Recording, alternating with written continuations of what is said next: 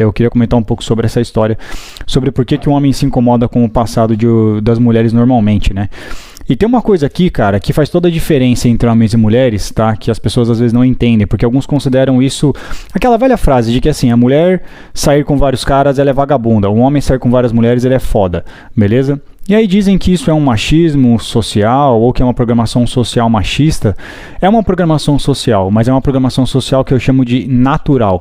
Quando você tenta quebrar essa programação social, formatar, colocar outra em cima dela, aí sim você está cancelando uma programação social natural para criar uma artificial por cima, que é o oposto disso. O que faz toda a diferença entre nós, cara, simplesmente é o fato de que o homem produz espermatozoide e a mulher produz óvulos, entendeu? Tudo isso, cara, vai ser manifestado no macro também da sociedade. Esse micro, o que é o micro, rapaziada? O micro é a biologia do ser humano, tá? Dos sexos. O homem produz espermatozoide, a mulher produz óvulo. Isso é o micro. No macro, isso também vai se manifestar, que vai ser oriundo do micro, em leis, em comportamentos, em contratos sociais, em programações sociais. Isso também vai se manifestar. Então essa história de um homem se importar com o passado de uma mulher ou ficar inseguro, referente a ser inseguro para com uma mulher que tem um passado promíscuo, cara, é um contrato social, entendeu? Natural. É um contrato social que ele é oriundo do micro da biologia e se manifesta até no macro. Um exemplo que eu falei para vocês e que eu considero particularmente uma das leis mais hipergâmicas que eu já vi, entendeu? Que é a lei de alimentos gravídicos. Essa lei é uma lei extremamente, ela revela como que o macro se manifesta por causa do micro, cara, em que o homem ele deve pagar para a mulher pensão gravídica durante a gravidez dela, mesmo sem exame de DNA, e se após o nascimento ele descobrir que ele não é o pai, ele não tem direito a reembolso, e às vezes ainda tem que até que pagar pensão socioafetiva, cara. Nós temos várias leis que são manifestações do micro e se manifestam no macro, referente à hipergamia especificamente, que é o que a gente chama de leis hipergâmicas. Entendeu? Então, cara, esse comportamento é um comportamento também, é um contrato social natural, que ele é oriundo da natureza dos sexos. Por isso que eu digo, cara, que quando o feminismo luta por igualdade de resultado, cara, uma coisa é você ter igualdade de oportunidade. Mas como que você vai ter igualdade de resultado se o homem produz espermatozoide e a mulher produz óvulo? Você não vai conseguir ter igualdade de resultado, porque na origem os homens e mulheres são diferentes. Um outro fator também que faz toda a diferença aqui é o fato, cara, que você não tem como mudar que o homem produz de 10 a 12 vezes mais testosterona do que uma mulher. Consequentemente, o homem tem músculos mais fortes e ossos mais densos, porque homens e mulheres são geneticamente diferentes desde o micro, e isso vai se manifestar no macro. Quando a mulher tem 10, 12 vezes menos testosterona que o homem, isso vai afetar na hora que ela for jogadora profissional de futebol, por exemplo, e receber menos que o jogador profissional homem.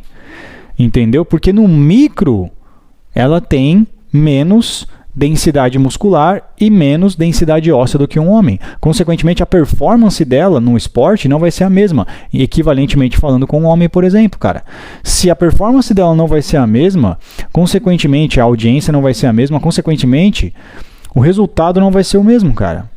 Uma coisa é você ter oportunidades iguais para que homens e mulheres possam jogar futebol, para que homens possam ser jogadores profissionais, para que mulheres possam ser jogadoras profissionais. Mas você pedir que o resultado seja igual dos dois, cara, não é possível. Não é possível, porque no micro não é igual. Porque no micro da biologia, a mulher produz óvulo, o homem espermatozoide, e o homem tem principalmente de 10 a 12 vezes mais testosterona do que uma mulher. Isso vai fazer toda a diferença no macro também. O homem nunca tem certeza da paternidade. A mulher, ela tem 100% de certeza da maternidade. Porque se ela está grávida, ela sabe que ela é a mãe. O homem nunca sabe que ele é o pai.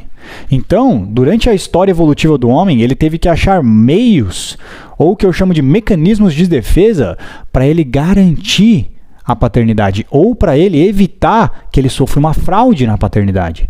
Uma das formas, o Rollo Tomassi indica, por exemplo, que o ciúmes é um mecanismo de defesa para garantir, para impedir a fraude na paternidade. Então, quando você vê que a sua garota quer ir para a noite das amigas, por exemplo, e como ele fala, você quer segurar ela, você quer impedir que ela vá, ou você tem ciúmes daquilo, entendeu?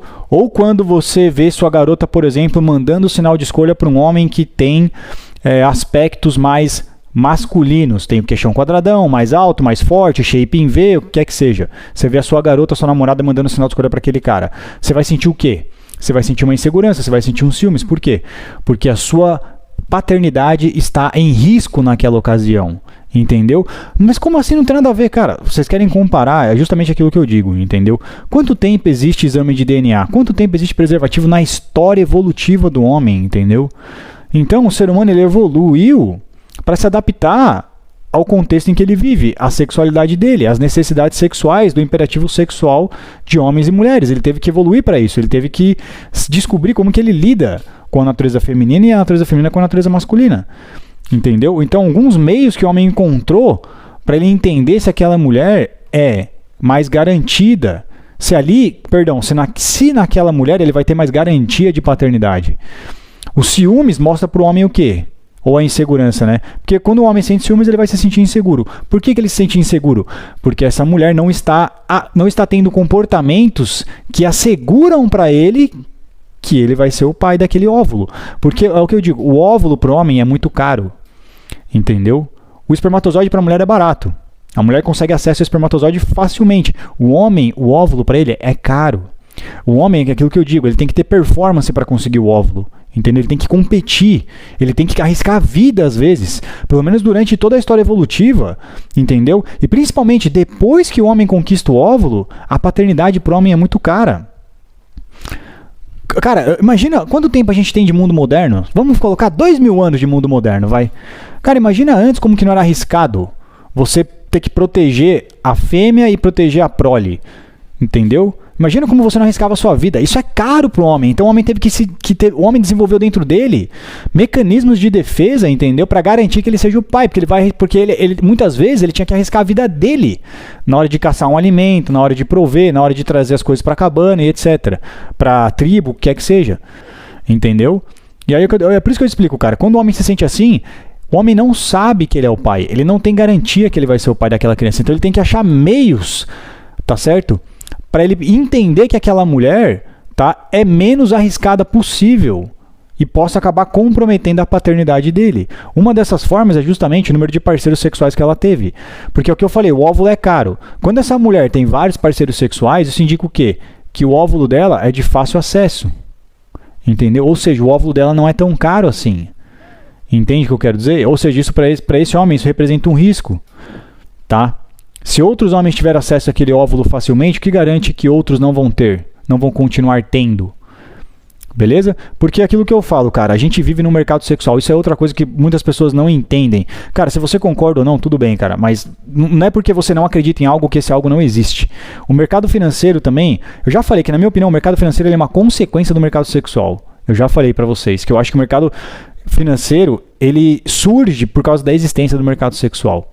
Entendeu? Por exemplo, uma coisa que o Rolo Tomás falou uma vez, cara, que os betas, eles tiveram que achar uma forma de reproduzir, tá certo?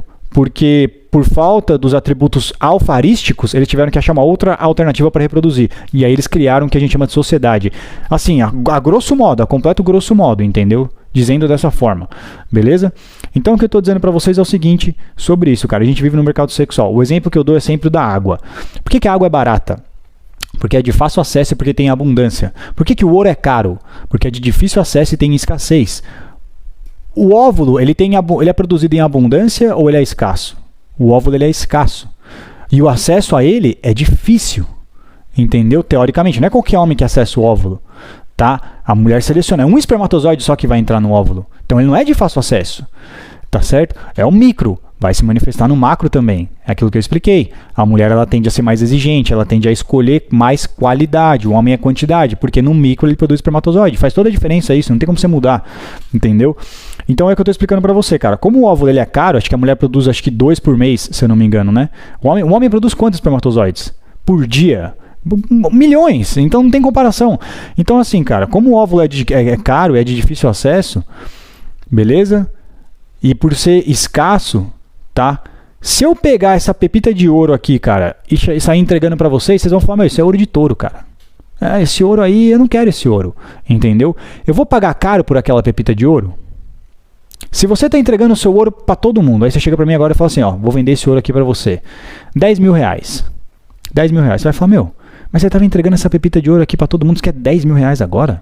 Você vai ficar confuso, você vai falar, por quê? O que mudou? Não faz sentido para mim isso daí. Tá certo?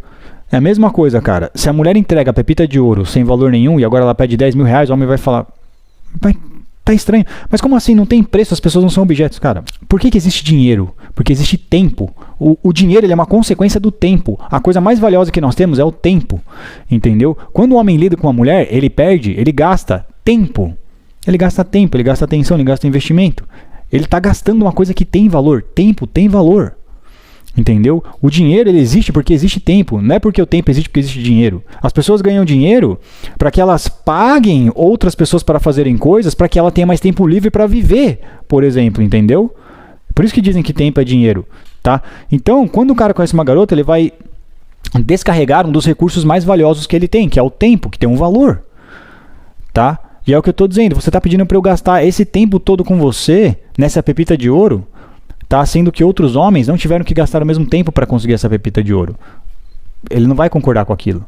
E é o que eu falei, o mercado sexual existe independente de você acreditar nele ou não. As pessoas não têm o mesmo valor. O óvulo tem um valor no mercado sexual e o espermatozoide tem outro valor no mercado sexual, simplesmente pela lei da escassez e da abundância.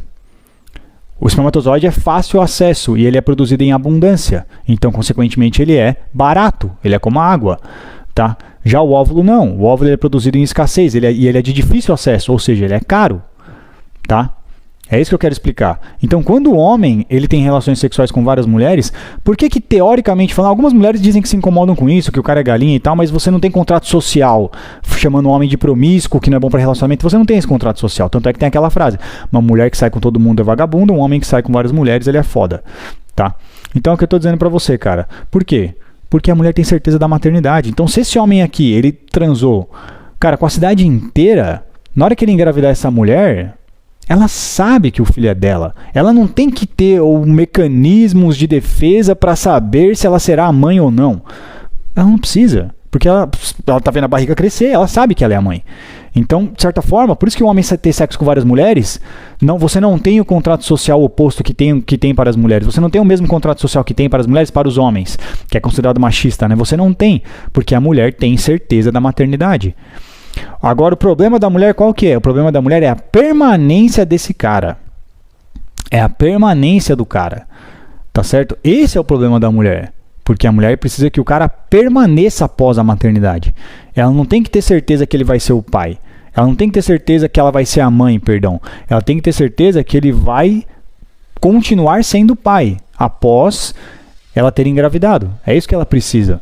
Tá? Cara, o homem não vai aceitar isso, cara. O homem não vai concordar com isso porque você está subcomunicando para ele que você representa risco para a paternidade dele, cara. Que você não é garantia. Foi o que eu disse, o homem não tem como saber que ele é pai. Ele vai precisar de várias coisas para ele ter certeza que ele é o pai daquela criança. Entendeu? Uma delas, ele analisar o seu passado. E uma coisa que eu acho engraçado, cara, sabe o que eu acho engraçado? O que eu acho engraçado é que as mesmas mulheres que não concordam com isso, elas têm comportamentos que corroboram com isso que eu estou dizendo. A garota que conhece o cara e ela não mostra que é fácil, por exemplo. A garota que se valoriza e que não transa de primeiras vezes, entendeu? A garota que não quer que o namorado dela ache que ela é fácil demais. A garota que não quer que o namorado dela ache que ela saiu com vários homens, por exemplo. Ela omite alguma coisa assim. Ou ela não faz coisas com o namorado que ela já fez com outros homens porque ela não quer que esse cara veja ela com outros olhos, tá? A mulher também vai ter comportamentos para mostrar para o homem que ela vai, entendeu? Que ela garante a paternidade dele, cara. E isso é uma das formas da mulher fazer isso. Quando a mulher tá conhecendo o cara, tem mulher que não transa com o cara de primeira, só transa com o cara... Isso é um dilema entre elas mesmas. Isso é um dilema entre as próprias mulheres, cara. Se você perguntar, transa ou não transa no primeiro encontro? Você vai ver que a resposta delas é totalmente assim... Elas não é unânime. Elas não têm uma posição unânime sobre isso, uma direção. Entendeu? Se sim ou não. Você vai ver várias mulheres dizendo que sim, e você vai dizer várias outras mulheres dizendo que por via das dúvidas, melhor não. Entendeu? Então esse é um dilema entre elas mesmas, tá? E a mulher vai ter esses comportamentos, como eu expliquei, de valorização, também para quê? Para mostrar para o cara que ele pode engravidar ela, teoricamente, tá? Que ele não vai perder, que ele não vai tomar uma fraude na paternidade. É isso que acontece. Como eu expliquei, cara, tudo se resume porque o homem não sabe quando se ele é o pai ou não. Cara, se eu moro com a mulher na minha casa, e ela me ama, o que quer que seja, e ela parece grávida, como que eu sei se eu sou o pai ou não? Não tem como eu saber se eu sou o pai ou não. Só ela tem 100% de certeza. Eu posso ter 99% de certeza que eu sou o pai, mas 100% só a mulher tem 100% de certeza que ela é a mãe. Entendeu? O homem não tem como, cara. Então o homem precisou encontrar meios, mecanismos de defesa para assegurar a paternidade, como por exemplo os ciúmes. Por quê? Porque o óvulo para o homem, o óvulo é caro, para o homem é de difícil acesso, entendeu? E a paternidade para o homem é caríssima. Custava muitas vezes a vida dele na savana.